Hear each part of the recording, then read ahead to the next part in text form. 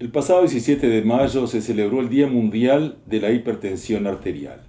Por tal motivo, una vez más estamos invitando a la doctora Ana Rovira a participar de este espacio para hablar de esta enfermedad que lamentablemente afecta a mucha gente a nivel de nuestro país y, por qué no, a nivel mundial. Buenas noches, bienvenida a este espacio. Buenas noches, bueno, gracias por la oportunidad de compartir con la teleaudiencia algunas reflexiones sobre esta enfermedad tan importante y tan frecuente. Bien, para empezar entonces vamos a definir qué es la hipertensión arterial. Bueno, la hipertensión arterial es una enfermedad crónica que tiene que ver con el aumento de las cifras tensionales por encima de lo que se considera normal y en forma sostenida. O sea, es aquella enfermedad que la persona presenta en forma continua cifras elevadas de presión arterial. ¿Qué podemos considerar nosotros una presión normal? Bueno, tenemos que tener en cuenta algunas cosas, ¿verdad? Si la persona ha presentado cifras, por ejemplo, hasta 130-80 o 130-85 y no tiene ninguna otra patología, podemos considerar que tiene su presión normal. Cuando se asocia con otras enfermedades cardiovasculares, por ejemplo la diabetes, el requerimiento es un poquito mayor y la presión debe estar un poco más baja todavía que esa que mencionábamos. Pero ya con 140 de máxima y 90 de mínima, en forma sostenida, como decíamos, o sea, en varios controles de presión, se considera que la persona es hipertensa. Bien, una situación extrema en la vida de cualquiera de nosotros, un accidente de tránsito, un problema familiar, en fin, algo que nos lleve a pasar por un momento de estrés. Eso puede ocasionar un aumento de la presión arterial y no considerarnos hipertensos.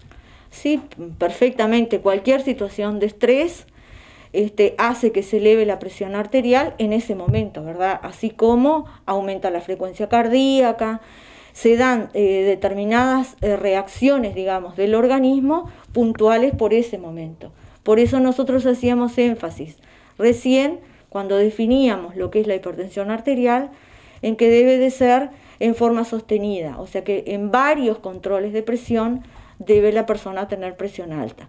Si frente a una situación de estrés la persona presenta cifras elevadas de presión, que generalmente la que más sube es la presión máxima, bueno, pasada esa situación se le recomienda seguir con controles de presión para ver si esa persona de última es hipertensa.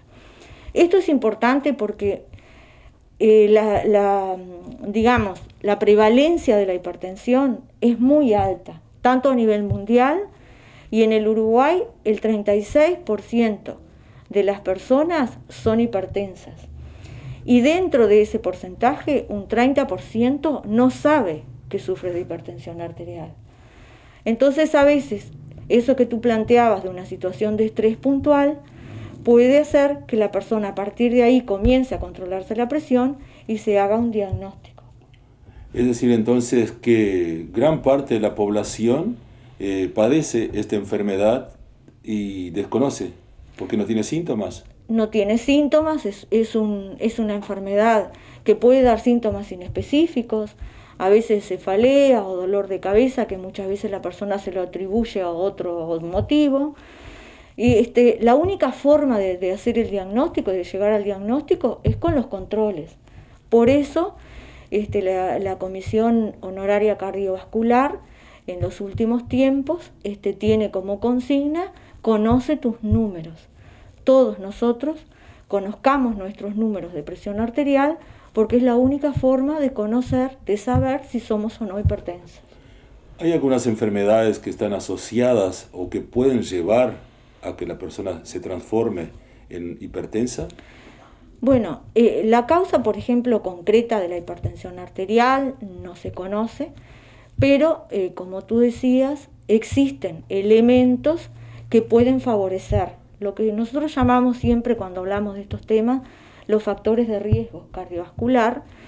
Y en este caso, ¿qué cosas hacen que la persona tenga más probabilidad de desarrollar una hipertensión arterial.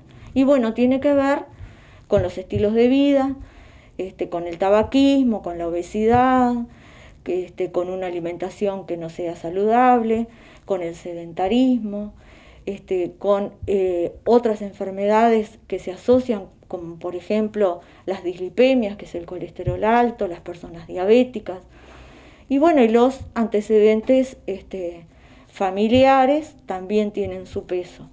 Pero una cosa que se ha visto en los últimos tiempos es que cada vez se hacen diagnósticos de hipertensión en personas más jóvenes, lo cual ha llevado a que en el control de niño a partir de los 3 años ya se empiece a medir la presión. O sea que sí será importante esta enfermedad, que ya tenemos que tenerla presente en los niños. Tenemos que trabajar mucho para evitar estos factores en los niños y en los adolescentes, para que se pueda evitar que en forma temprana puedan desarrollar una hipertensión arterial. Tú hablas de la hipertensión como una enfermedad, pero a la vez esta enfermedad puede desencadenar en otras más graves aún. Sí, claro, después vienen las complicaciones, digamos, o los efectos que generalmente son a largo plazo, que provoca el tener hipertensión arterial, que tiene que ver con todas las alteraciones que se producen en los vasos sanguíneos, en las arterias, que justamente son las arterias de aquellos órganos más importantes también, como las arterias coronarias, las arterias cerebrales, las arterias renales, oculares, o sea, la repercusión a nivel de la vista. O sea que la repercusión a nivel arterial a lo largo de los años siempre va a aparecer. O sea, cuando la persona conoce que es hipertensa, trata correctamente su hipertensión, estas complicaciones pueden no aparecer o aparecer a muy largo plazo. Pero para evitarlas es importante mantenerse controlados todos estos factores que hoy mencionábamos. Por supuesto que la consulta médica, los controles de laboratorio, los exámenes de laboratorio y el tratamiento indicado por el médico para mantener la presión dentro de las cifras normales.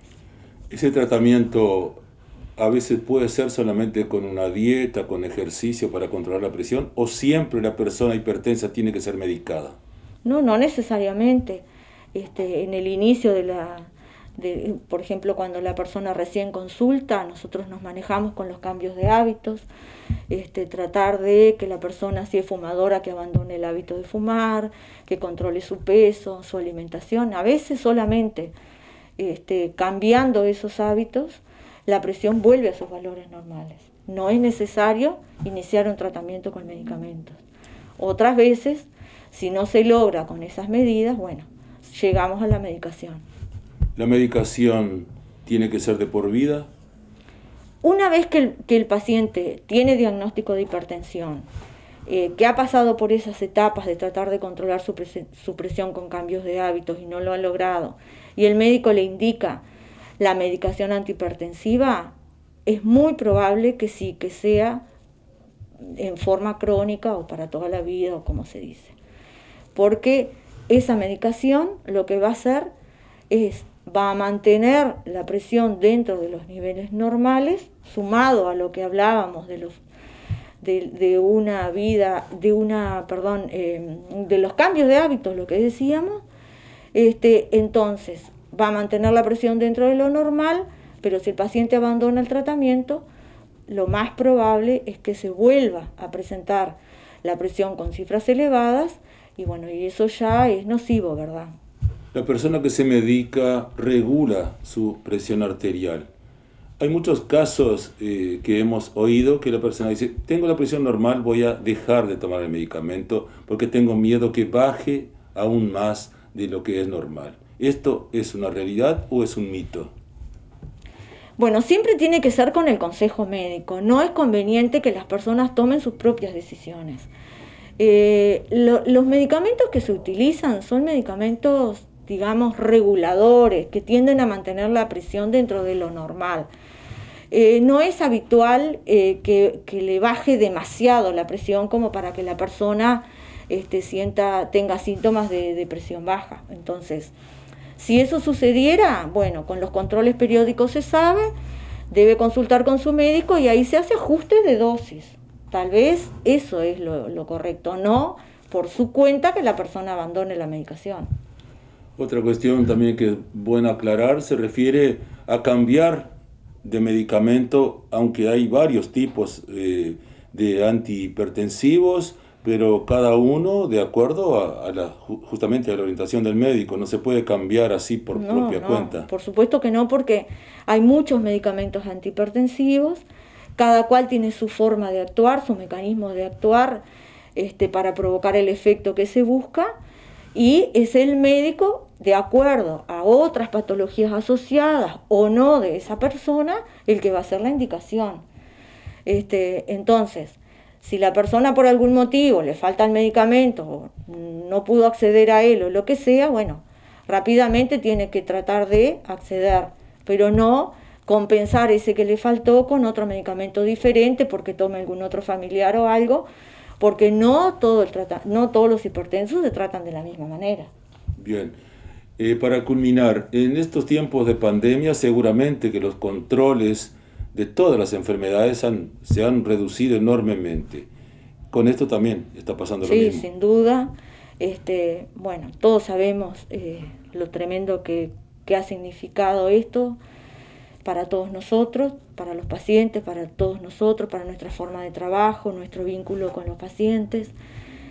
Ahora, de paso, ya informo a ver cuál es nuestra realidad acá en Bichadero. Se están comenzando con las consultas presenciales.